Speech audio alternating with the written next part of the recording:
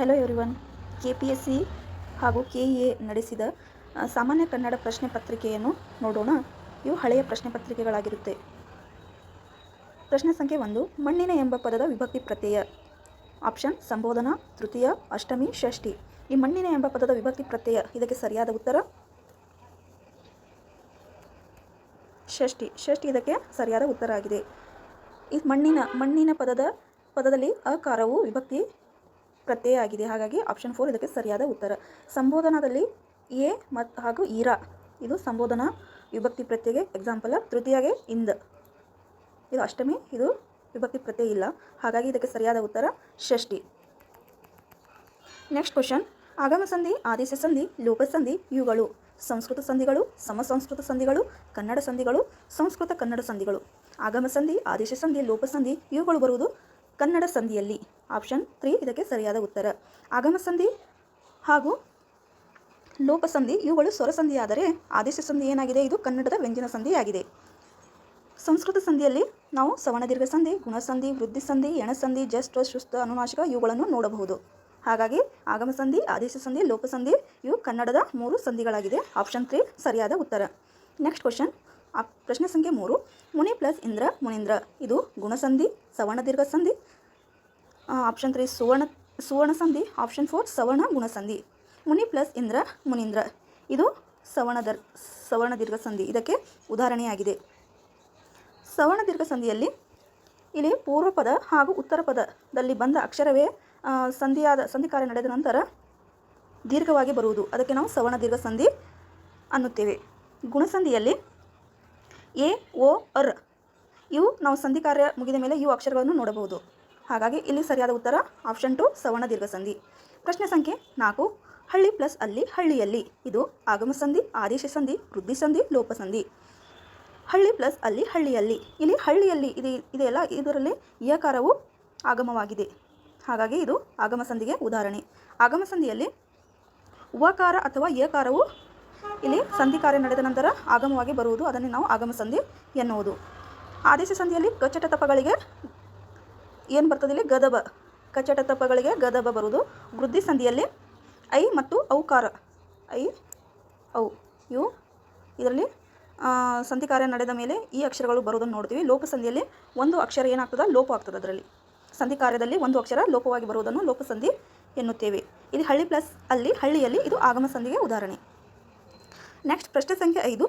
ಕಂದ ಪದ್ಯದಲ್ಲಿ ಎಷ್ಟು ಪಾದಗಳಿವೆ? ಕಂದ ಪದ್ಯದಲ್ಲಿ ಎಷ್ಟು ಪಾದಗಳಿವೆ ಅಂದರೆ ಆಪ್ಷನ್ 2 4 ಪಾದಗಳಿವೆ. ಇದು ಇದಕ್ಕೆ ಸರಿಯಾದ ಉತ್ತರ. ಪ್ರಶ್ನೆ ಸಂಖ್ಯೆ 6. ನಿಂತರು ಇದರ ಧಾತು ರೂಪ. ನಿಂತು, ನಿಂತ, ನಿಲ್ಲು, ನಿಂತು. ನಿಂತರು ಇದರ ಧಾತು ರೂಪ. ಸರಿಯಾದ ಉತ್ತರ ನಿಲ್ಲು. ಆಪ್ಷನ್ 3 ಇದಕ್ಕೆ ಸರಿಯಾದ ಉತ್ತರ. ಈಗ ನಾಮಪದ ಅಥವಾ ನಾವು ಕ್ರಿಯಾಪದವನ್ನು ನೋಡೋದಾದರೆ ಅದರ ಮೂಲ ರೂಪ, ನಾಮಪದದ ಮೂಲ ರೂಪ ನಾಮ ಪ್ರಕೃತಿ ಹೇಗಾಗಿರ್ತದಲ್ಲ ಅದೇ ಥರ ಕ್ರಿಯಾಪದದ ಮೂಲ ರೂಪ ಕ್ರಿಯಾ ಪ್ರಕೃತಿ ಆಗಿರುತ್ತೆ. ಇಲ್ಲಿ ನಿಂತರು ಇದರ ಧಾತು ರೂಪ ನಿಲ್ಲು. Next question. ಪ್ರಶ್ನೆ ಸಂಖ್ಯೆ 7. ತಿಂದರು ಇದರ ಧಾತು ರೂಪ. ತಿಂದರು ಇದರ ಧಾತು ರೂಪ ಇಲ್ಲಿ ತಿನ್ನು. ಇವೆಲ್ಲ ರಾಂಗ್ ಆಗುತ್ತೆ. ತಿನ್ನು ಎಂಬುದು ಸರಿಯಾದ ಉತ್ತರ. ಧಾತು ರೂಪ ಅಂದರೆ ಅದರ ಮೂಲ ರೂಪ. Next question. ಪ್ರಶ್ನೆ ಸಂಖ್ಯೆ 8. ಹೋಗು ಧಾತುವಿನ ಭೂತಕಾಲದ ಕ್ರಿಯಾಪದ. ಹೋಗು ಆ ಧಾತುವಿನ ಭೂತಕಾಲ ಕೇಳಿದ್ದಾರೆ. ಇಲ್ಲಿ ಹೋಗುವನು, ಹೋಗುತ್ತಾನೆ, ಹೋಗಿದ್ದನು, ಹೋಗನು. ಇದರಲ್ಲಿ ಹೋಗಿದ್ದನು ಇದು ಇದಕ್ಕೆ ಸರಿಯಾದ ಉತ್ತರ. ಇದು ಭೂತಕಾಲವಾಗುತ್ತದೆ. ಈ ಹೋಗುವನು ಇದು ನಿಷೇಧಾರ್ಥಕ. ಹೋಗುತ್ತಾನೆ, ಹೋಗುವನು ಇದು ಭವಿಷ್ಯತ್ ಕಾಲದಲ್ಲಿ ಭವಿಷ್ಯತ್ ಕಾಲದಲ್ಲಿ ಬರುತ್ತೆ. ಇದು ಹೋಗುವನು, ಹೋಗುತ್ತಾನೆ ಇವು ಭವಿಷ್ಯತ್ ಕಾಲದಲ್ಲಿ ಬಂದರೆ, ಹೋಗಿದ್ದನು ಇದು ಭೂತಕಾಲ, ಹೋಗನು ಇದು ನಿಷೇಧಾರ್ಥಕ. ಅಂದರೆ ಹೋಗನು ಅಂದರೆ ಅಲ್ಲಿ ಏನು ನಡೆಯಂಗಿಲ್ಲ, ಕ್ರಿಯೆ ನಡೆಯುವುದಿಲ್ಲ ಅಂತ ಅರ್ಥ ಅಲ್ಲಿ. Next question. ಪ್ರಶ್ನೆ ಸಂಖ್ಯೆ 9. ಅಜ್ಜ ಇದಕ್ಕೆ ತತ್ಸಮ ಪದ. ಅಜ್ಜ ಇದಕ್ಕೆ ತತ್ಸಮ ಪದ ತಾತ, ಮುದುಕ, ಆರ್ಯ ಮತ್ತು ಆಪ್ಷನ್ 4 ಏನಿದೆ ತಂದೆ. ಆರ್ಯ ಇದರ ತತ್ಸಮ ಪದ ಯಾವುದಾಗ್ತದೆ ಅಂದರೆ ಆರ್ಯ. ಅಜ್ಜದ ತತ್ಸಮ ಪದ ಆರ್ಯ. ಆಪ್ಷನ್ 3 ಇದಕ್ಕೆ ಸರಿಯಾದ ಉತ್ತರ. ಆರ್ಯ ಅಂದರೆ ಅಜ್ಜಿ. ಆರ್ಯ ಆರ್ಯೆ ಆರ್ಯೆ ಆರ್ಯ ಅಂದರೆ ಅಜ್ಜಿ. ಮತ್ತು ಆರ್ಯ ಅಂದರೆ ಅಜ್ಜ. ಇದು ಇದಕ್ಕೆ ತತ್ಸಮ ತದ್ಭವ ಪದಗಳನ್ನು ನೋಡ್ಬೋದು. ನೆಕ್ಸ್ಟ್ ಪ್ರಶ್ನೆ ಸಂಖ್ಯೆ 10. ಹಿತವಚನ ಪದದಲ್ಲಿಯ ಗುಣವಾಚಕ. ಇಲ್ಲಿ ಏನು ಕೇಳಿದ್ದಾರೆ, ಗುಣವಾಚಕ. ಈ ಹಿತವಚನ ಇದೆಯಲ್ಲ ಇದರಲ್ಲಿ ಇರುವ ಗುಣವಾಚಕ. ಒಳ್ಳೆಯ ಮಾತು, ಹಿತ ಸವಿ ಮಾತು, ಜೇನಿನಂಥ ಮಾತು. ಹಿತವಚನ, ವಚನ ಅಂದರೆ ಮಾತು, ಆ ಮಾತು ಹೇಗಿದೆ, ಹಿತವಾಗಿದೆ. ಹಾಗಾಗಿ ಹಿತ ಎಂಬುದು ಏನಾಗ್ತದೆ ಅಂದರೆ ಗುಣವಾಚಕ. ಹಾಗಾಗಿ ಆಪ್ಷನ್ 2 ಇದಕ್ಕೆ ಸರಿಯಾದ ಉತ್ತರ. ನೆಕ್ಸ್ಟ್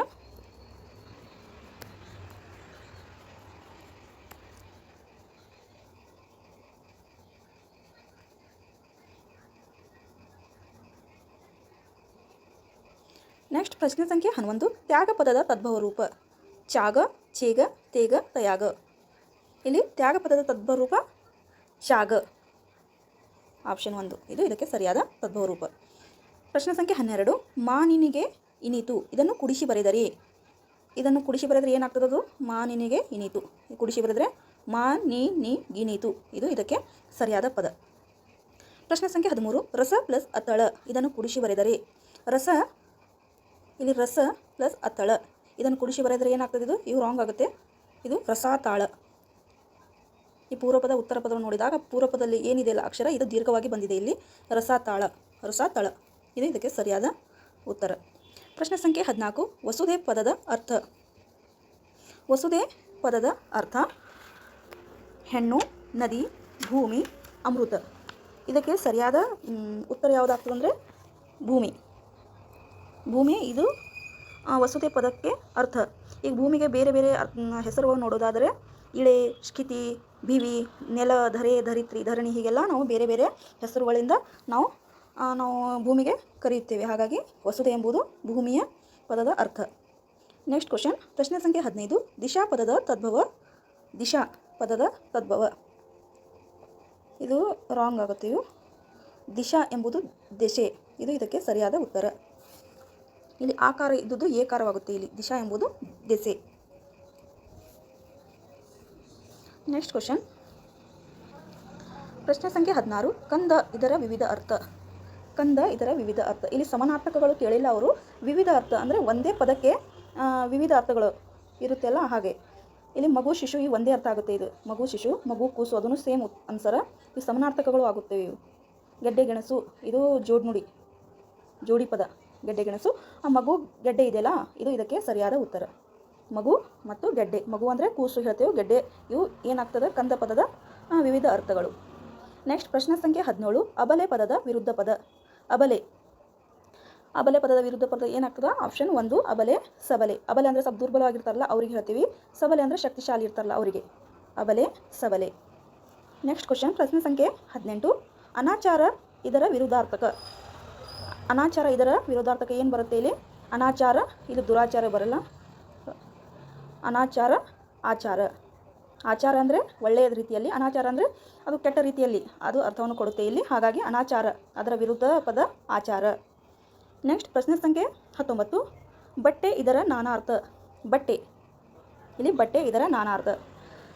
ಇಲ್ಲಿ ಬಟ್ಟೆ ಅಂದರೆ ನಾವು ಉಟ್ಕೊಳ್ಳುವಂಥ ಬಟ್ಟೆ. ಮತ್ತು ಇನ್ನೊಂದು ಅರ್ಥದಲ್ಲಿ ಅಂದರೆ ವಿವಿಧ ಅರ್ಥ ಕೇಳಿದಾರಲ್ಲ, ಹಾಗಾಗಿ ಇನ್ನೊಂದು ಅರ್ಥದಲ್ಲಿ ದಾರಿ, ಮಾರ್ಗ ಅಂತೀವಲ್ಲ ಅದಕ್ಕೂ ಕೂಡ ನಾವು ಬಟ್ಟೆ ಅಂತ ಕರಿಬಹುದು. ಹಾಗಾಗಿ ಆಪ್ಷನ್ 1 ಇದಕ್ಕೆ ಸರಿಯಾದ ಉತ್ತರ. ಇದು ಹಾದಿ, ಮಾರ್ಗ ಇವು ಸಮಾನಾರ್ಥಗಳಾಗುತ್ತೆ. ಇದು ಹಾದಿ, ಅರಿವೆ, ವಸ್ತ್ರ ಇವು ಆಗುವುದಿಲ್ಲ. ವಸ್ತ್ರ ಹಾಗೂ ದಾರಿ ಇದು ಬಟ್ಟೆ ಪದಕ್ಕೆ ನಾನಾರ್ಥ. ಹಾಗಾಗಿ ಆಪ್ಷನ್ 1 ಇದಕ್ಕೆ ಸರಿಯಾದ ಉತ್ತರ. Next question. ಪ್ರಶ್ನೆ ಸಂಖ್ಯೆ 20. ಹೊಟ್ಟೆ ಯುರಿ ಅಂದರೆ ಹೊಟ್ಟೆ ಉರಿ ಈ ನುಡಿಗಟ್ಟಿನ ಅರ್ಥ. ಆಪ್ಷನ್ ಅಸೂಯೆ, ಹೊಟ್ಟೆ ನೋವು, ದುಃಖ, ಉದರ ಬೇನೆ. ಇಲ್ಲಿ ಪದ ಏನು ಕೊಟ್ಟಿರ್ತಾರಲ್ಲ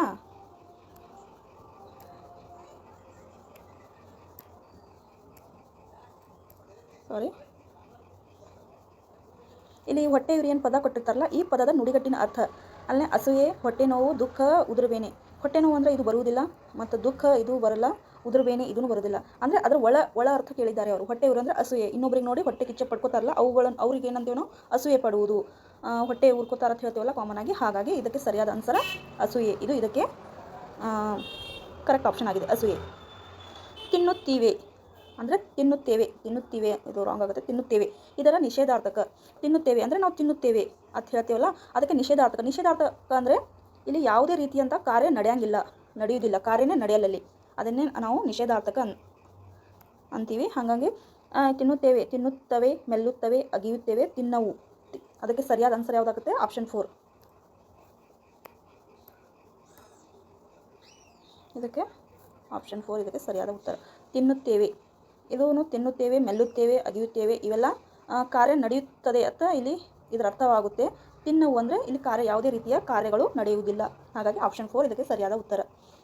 ನೆಕ್ಸ್ಟ್ ಕ್ವಶನ್, ನೋಡು ಧಾತುವಿನ ವರ್ತಮಾನ ಕಾಲದ ರೂಪ.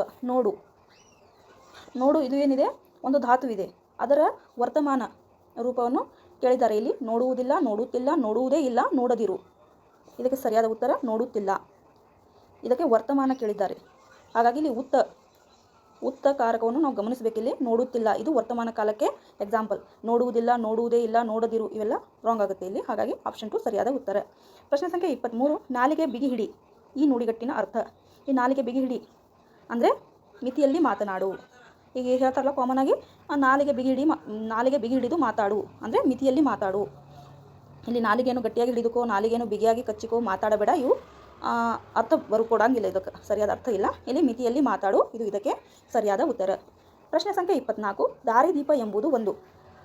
ದಾರಿದೀಪ ಅಂದರೆ ಮುಂದಿನ ದಾರಿದೀಪವಾಗಿ ಮಾರ್ಗದರ್ಶನ ಮಾಡ್ತಿರ್ತಾರಲ್ಲ, ಅದರದ್ದು ಅದು ಏನಂತ ಕೇಳಿದ್ದಾರೆ ಇಲ್ಲಿ. ದಾರಿದೀಪ ಅಂದರೆ ಇದು ಒಂದು ನುಡಿಗಟ್ಟು. ಅಂದರೆ ಇದು ನೋಡಲಿಕ್ಕೆ ಒಂದು ಜಸ್ಟ್ ನಮಗೆ ವರ್ಡ್ ಅನಿಸ್ಬೋದು, ಬಟ್ ಅದ್ರ ಒಳಗಿನ ಅರ್ಥ ಭಾಳ ದೊಡ್ಡದಿರ್ತೈತಿ. ಹಾಗಾಗಿ ಇದು ಒಂದು ನುಡಿಗಟ್ಟು ಹೇಳ್ಬೋದು. ನೆಕ್ಸ್ಟ್ ಕ್ವಶನ್, ಪ್ರಶ್ನೆ ಸಂಖ್ಯೆ 25, ರಗಳೆ ಎಂಬುದು ಗದ್ಯ, ಕಥೆ, ಪದ್ಯ, ನಾಟಕ. ರಗಳೆ ಇದು ಎದಕ್ಕೆ ಎಕ್ಸಾಂಪಲ್ ಅಂದರೆ ಇದು ಪದ್ಯಕ್ಕೆ. ಪದ್ಯದಲ್ಲಿ ನಾವು ಇವೆಲ್ಲನೂ ಶೃಂಗಾರ ಕವಿಗಳು ಬಳಸ್ತಿರ್ತಾರಲ್ಲ, ಹಾಗಾಗಿ ಪದ್ಯದಲ್ಲಿ ರಗಳೆಯನ್ನು ಬಳಸುತ್ತಾರೆ. ಹಾಗಾಗಿ ಇದು ಇದಕ್ಕೆ ಸರಿಯಾದ ಉತ್ತರ. ಪ್ರಶ್ನೆ ಸಂಖ್ಯೆ 26, ಜಲಗಾರ ನಾಟಕದ ಕರ್ತು. BM ಶ್ರೀ, ತಿನಂಶ್ರೀ, ಕುವೆಂಪು, ಬೇಂದ್ರೆ. ಈ ಜಲಗಾರ ಇದನ್ನು ಬರೆದವರು ಯಾರಂದರೆ ಕುವೆಂಪು. ಜಲಗಾರ ನಾಟಕವನ್ನು ಬರೆದವರು ಯಾರಂದರೆ ಕುವೆಂಪು ಅವರ ಮತ್ತು ಬೇರೆ ನಾಟಕ ನೋಡೋದಾದರೆ ಬೆರಳಿಗೆ ಕೊರಳ, ಶೂದ್ರ ತಪಸ್ವಿ, ಜಲಗಾರ, ಯಮನ ಸೋಲು, ಅಮಲನ ಕತೆ ಇವುಗಳು ಇವರ ಬೇರೆ ನಾಟಕಗಳಾಗಿವೆ. ಯಾರ್ದು? ಕುವೆಂಪು ಅವ್ರದ್ದು. ಮತ್ತು ಇವ್ರದ್ದು ಮಹಾ ಕಾದಂಬರಿಗಳು ಕಾನೂರು ಹೆಗ್ಗಡತಿ, ಮಲೆಗಳಲ್ಲಿ ಮದುಮಗಳು ಇವುಗಳನ್ನು ಹೇಳ್ಬೋದು. ನೆಕ್ಸ್ಟ್ ಕ್ವಶನ್, ಪ್ರಶ್ನೆ ಸಂಖ್ಯೆ 27, ಹಚ್ಚೆವು ಕನ್ನಡದ ದೀಪ. ಈ ಪದ್ಯ ಬರೆದವರು DS ಕರ್ಕಿ. ಅವರು ಕನ್ನಡದ ಹಚ್ಚೆವು ಕನ್ನಡದ ದೀಪ ಇದನ್ನು ಬರೆದಂಥ ಕವಿ. ಮತ್ತು DS ಕರ್ಕಿಯವರ ಬೇರೆ ಕೃತಿಗಳನ್ನು ನೋಡೋದಾದರೆ ಗೀತಗೌರವ, ಬಣ್ಣದ ಚೆಂಡು ಮತ್ತು ಕಣಗಿಲು ಹೀಗೆ ಬೇರೆ ಅವರು ಕೃತಿಗಳನ್ನು ಬರೆದಿದ್ದಾರೆ. ಪ್ರಶ್ನೆ ಸಂಖ್ಯೆ 28, ಓದು ಧಾತುವಿನ ಭವಿಷ್ಯತ್ ಕಾಲ. ಇಲ್ಲಿ ಏನು ಕೇಳಿದ್ದಾರೆ? ಭವಿಷ್ಯತ್ ಕಾಲ. ಓದು ಎಂಬ ಧಾತುವಿನ ಭವಿಷ್ಯತ್ ಕಾಲ. ಓದುವನು, ಓದಬಾರದು, ಓದುತ್ತಿದ್ದಾನೆ, ಓದಿದ್ದಾನೆ. ಓದುವನು ಅಂದರೆ ಭವಿಷ್ಯದಲ್ಲಿ ನಡೆಯುತ್ತೆ ಅಂದರೆ ಓದುವನು, ಇದು ಇದಕ್ಕೆ ಸರಿಯಾದ ಉತ್ತರ. ಓದಬಾರದು ಇದು ರಾಂಗ್ ಆಗುತ್ತೆ, ನಿಷೇಧಾರ್ಥಕ ಆಗುತ್ತೆ ಅಂದರೆ ನಡೆಯುವುದಿಲ್ಲ. ಓದುತ್ತಿದ್ದಾನೆ ಅಂದರೆ ಇದು ಪ್ರೆಸೆಂಟ್ ವರ್ತಮಾನ. ಓದಿದ್ದಾನೆ ಇದು ಏನಾಗುತ್ತೆ? ಭೂತಕಾಲ. ಹಾಗಾಗಿ ಭವಿಷ್ಯತ್ ಕಾಲ ಓದುವನು. ನೆಕ್ಸ್ಟ್ ಕ್ವಶನ್, ಪ್ರಶ್ನೆ ಸಂಖ್ಯೆ 29, ಈ ಕೆಳಗಿನವುಗಳಲ್ಲಿ ಯಾವುದು ಕನಕದಾಸರ ಕೃತಿ ಅಲ್ಲ? ಹರಿಭಕ್ತ ಸಾರ, ನಳಚರಿತ್ರೆ, ಗದುಗಿನ ಭಾರತ, ರಾಮಧಾನ್ಯ ಚರಿತ್ರೆ. ಇದು ಕನಕದಾಸರ ಕೃತಿ ಇಲ್ಲ ಅಂದರೆ ಆನ್ಸರ್ ಗದುಗಿನ ಭಾರತ, ಇದು ಇದಕ್ಕೆ ಸರಿಯಾದ ಉತ್ತರ. ಗದುಗಿನ ಭಾರತ ಇರುವುದು ಯಾರ್ದಂದರೆ ಕುಮಾರವ್ಯಾಸ ಅವ್ರದ ಕೃತಿ ಗದುಗಿನ ಭಾರತ. ಕನಕದಾಸ ಅವ್ರದ್ದು ಹರಿಭಕ್ತ ಸಾರ, ನಳಚರಿತ್ರೆ, ರಾಮಧನ್ಯ ಚರಿತ್ರೆ ಮತ್ತು ಯಾವ್ದು ಬರ್ತದೆ ಅಂದರೆ ಅವ್ರದ್ದು ಮೋಹನ ತರಂಗಿಣಿ ಇವೆಲ್ಲ ಕನಕದಾಸರ ಕೃತಿಯಾಗಿದೆ. ಹಾಗಾಗಿ ಇದು ಗದುಗಿನ ಭಾರತ, ಇದು ಕುಮಾರವ್ಯಾಸಂದು. ಕನಕದಾಸ ಅವ್ರದ್ದು ಇದು ಅಂಕಿತ ನಾಮ ಯಾವುದಂದರೆ ಕಾಗಿನೆಲೆ ಆದಿಕೇಶವ. ಅವರ ಮೂಲ ಹೆಸರು ತಿಮ್ಮಪ್ಪ ನಾಯಕ. ಅವರು ಹುಟ್ಟಿದ್ದು ಎಲ್ಲಿ? ಹಾವೇರಿ ಜಿಲ್ಲೆ ಬಾಡ ಗ್ರಾಮದಲ್ಲಿ. ಸರಿಯಾದ ಆನ್ಸರ ಗದುಗಿನ ಭಾರತ. ಪ್ರಶ್ನೆ ಸಂಖ್ಯೆ 30, ಷಟ್ಪದಿ ಬ್ರಹ್ಮ ಎಂದು ಇವರನ್ನು ಕರೆಯುತ್ತಾರೆ. ಷಟ್ಪದಿ ಬ್ರಹ್ಮ ಹರಿಹರ, ಬಸವಣ್ಣ, ಪುರಂದರದಾಸರು ಮತ್ತು ರಾಘವಾಂಕರು. ಇದಕ್ಕೆ ಸರಿಯಾದ ಉತ್ತರ ರಾಘವಾಂಕಗೆ ಏನಂತ ಕರಿತೀವಿ ನಾವು? ಷಟ್ಪದಿ ಬ್ರಹ್ಮ ಅಂತ ಕರಿತೀವಿ. ಮತ್ತು ರಾಘವಾಂಕಗ ಶರಭ ಬೇರುಂಡ, ಉಭಯ ಕವಿ, ಕಮಲರವಿ ಹೀಗೆಲ್ಲ ಬೇರೆ ಬಿರುದುಗಳಿಂದ ಅವರನ್ನು ಕರಿತೀವಿ. ಹಾಗಾಗಿ ಇಲ್ಲಿ ಷಟ್ಪದಿ ಬ್ರಹ್ಮ ಯಾರಂದರೆ ರಾಘವಾಂಕ. ನೆಕ್ಸ್ಟ್ ಕ್ವಶನ್, ಪ್ರಶ್ನೆ ಸಂಖ್ಯೆ 31, ಮಕ್ಕಳು ಹಾಲನ್ನು ಕುಡಿಯುತ್ತಾರೆ, ಆದರೆ ಅವರಿಗೆ ಕೊಡಲು ಸಾಕಷ್ಟು ಹಾಲಿಲ್ಲ. ಇದು ಸಾಮಾನ್ಯ ವಾಕ್ಯ, ಸಂಯೋಜಿತ ವಾಕ್ಯ, ಮಿಶ್ರ ವಾಕ್ಯ, ಪರಿವರ್ತಿತ ವಾಕ್ಯ. ಇಲ್ಲಿ ಮಕ್ಕಳು ಹಾಲನ್ನು ಕುಡಿಯುತ್ತಾರೆ, ಆದರೆ ಇಲ್ಲಿ ನೋಡಿ, ಆದರೆ ಅವರಿಗೆ ಕೊಡಲು ಸಾಕಷ್ಟು ಹಾಲಿಲ್ಲ. ಇದು ಒಂದು ಸೆಂಟೆನ್ಸ್. ಆದರೆ ಅವರಿಗೆ ಕೊಡಲು ಸಾಕಷ್ಟು ಹಾಲಿಲ್ಲ ಅಂದರೆ ಇಲ್ಲಿ 2 ಸೆಂಟೆನ್ಸ್ ಆಗಿದೆ ನೋಡಿ. ಹಾಗಾಗಿ ಇದು ಸಂಯೋಜಿತ ವಾಕ್ಯ.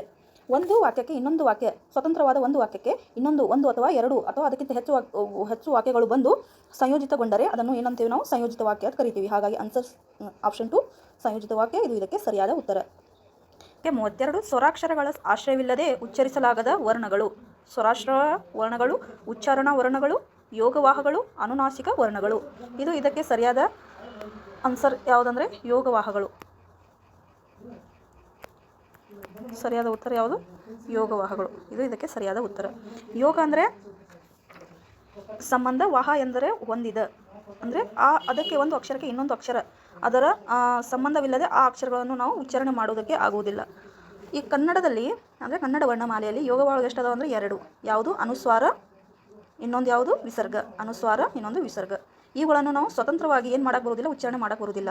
ಇದರ ಜೊತೆ ನಾವು ಸ್ವರಾಕ್ಷರಗಳು ಅಮ್ಮ, ಇದು ಅಹ, ಇವು ಅಕ್ಷರಗಳಿಲ್ಲದೆ ಇದನ್ನು ಉಚ್ಚಾರಣೆ ಮಾಡೋಕ್ಕಾಗಂಗಿಲ್ಲ. ಹಾಗಾಗಿ ಯೋಗವಾಹಗಳು ಇದಕ್ಕೆ ಸರಿಯಾದ ಉತ್ತರ. ನೆಕ್ಸ್ಟ್ ಕ್ವಶನ್, ವ್ಯಂಜನ ಅಕ್ಷರಕ್ಕೆ ಸ್ವರ ಸೇರಿದರೆ ಏನಾಗುತ್ತದೆ ಅಂತ ಕೇಳ್ಯಾರ. ಇಲ್ಲಿ ವ್ಯಂಜನ ಅಕ್ಷರಕ್ಕೆ ಸ್ವರ ಸೇರಿದರೆ ಏನಾಗ್ತದೆ? ಗುಣಿತಾಕ್ಷರ. ಈ ವ್ಯಂಜನ ಅಕ್ಷರ ಇದು ಕ ಎಂಬುದು ವ್ಯಂಜನ ಅಕ್ಷರ. ಇದಕ್ಕೆ ಸ್ವರ ಸೇರಿದರೆ ಏನಾಗ್ತದೆ? ಇದು ಕ. ಇದನ್ನು ಏನಂತೇನೋ? ಗುಣಿತಾಕ್ಷರ. ಇದು ಇದಕ್ಕೆ ಸರಿಯಾದ ಉತ್ತರ. ನೆಕ್ಸ್ಟ್ ಕ್ವಶನ್, ವ್ಯಂಜನಕ್ಕೆ ವ್ಯಂಜನ ಸೇರಿದರೆ, ವ್ಯಂಜನಕ್ಕೆ ವ್ಯಂಜನ ಸೇರಿದರೆ ಏನಾಗ್ತದೆ? ವ್ಯಂಜನ, ವ್ಯಂಜನ, ಸಂಯುಕ್ತಾಕ್ಷರ, ಗುಣಿತಾಕ್ಷರ, ಸಜಾತಿಯ ವ್ಯಂಜನ. ಇಲ್ಲಿ ಆಪ್ಷನ್ 2 ಸರಿಯಾದ ಉತ್ತರ, ಸಂಯುಕ್ತಾಕ್ಷರ. ವ್ಯಂಜನಕ್ಕೆ ವ್ಯಂಜನ ಸೇರಿದರೆ ಸಂಯುಕ್ತಾಕ್ಷರ ಆಗುತ್ತದೆ. ಈಗ ಸಂಯುಕ್ತಾಕ್ಷರ ಆಗುತ್ತದೆ. ಇಲ್ಲಿ ಸಜಾತಿ ಸಂಯುಕ್ತಾಕ್ಷರ ಮತ್ತು ವಿಜಾತಿ ಸಂಯುಕ್ತಾಕ್ಷರನೂ ನೋಡಬಹುದು. ಅದೇ ಅಕ್ಷರದ ಒತ್ತಕ್ಷರ ಬಂದರೆ ಅದು ಸಜಾತಿ ಆಗ್ತದೆ. ಒಂದು ಅಕ್ಷರಕ್ಕೆ ಬೇರೆ ಜಾತಿಯ ಅಕ್ಷರಗಳು ಬಂದರೆ ಅದು ವಿಜಾತಿ ಸಂಯುಕ್ತಾಕ್ಷರಕ್ಕೆ ಎಕ್ಸಾಂಪಲ್ ಆಗುತ್ತದೆ. ಹಾಗಾಗಿ ಇದು ಸಂಯುಕ್ತಾಕ್ಷರ ಎಂಬುದು ಇದಕ್ಕೆ ಸರಿಯಾದ ಉತ್ತರ. ಈಗ ಕಕ್ಕೆ ಕ, ಇದು ಏನು? ವ್ಯಂಜನಕ್ಕೆ ವ್ಯಂಜನ ಸೇರಿದರೆ ಸಂಯುಕ್ತಾಕ್ಷರವಾಗುತ್ತದೆ. ಮತ್ತು ಪ್ರಶ್ನೆ ಸಂಖ್ಯೆ 35, ಐತಿಹಾಸಿಕ ಸ್ಥಳ ಬಾದಾಮಿ ಇರುವ ಜಿಲ್ಲೆ. ಬಾದಾಮಿ ಇರುವ ಜಿಲ್ಲೆ ಬಿಜಾಪುರ, ಬಾಗಲಕೋಟೆ, ಗದಗ ಜಿಲ್ಲೆ, ಹಾವೇರಿ ಜಿಲ್ಲೆ. ಬಾದಾಮಿ ಇರುವುದು ಎಲ್ಲಿ ಅಂದರೆ ಬಾಗಲಕೋಟೆ. ಬಾದಾಮಿ ಇರುವ ಜಿಲ್ಲೆ ಬಾಗಲಕೋಟೆ. ಇದೇ ರೀತಿಯಲ್ಲಿ ಮತ್ತು ಬೇರೆ ಬೇರೆ ವಿಡಿಯೋಗಳು ಎಕ್ಸಾಮ್ಗೆ ಸಂಬಂಧಪಟ್ಟಂತೆ ಬರುತ್ತದೆ ಫ್ರೆಂಡ್ಸ್. ಹಾಗಾಗಿ ಪ್ಲೀಸ್ ಲೈಕ್ ಮಾಡಿ ಆ್ಯಂಡ್ ಸಬ್ಸ್ಕ್ರೈಬ್ ಮಾಡಿ. Thank you.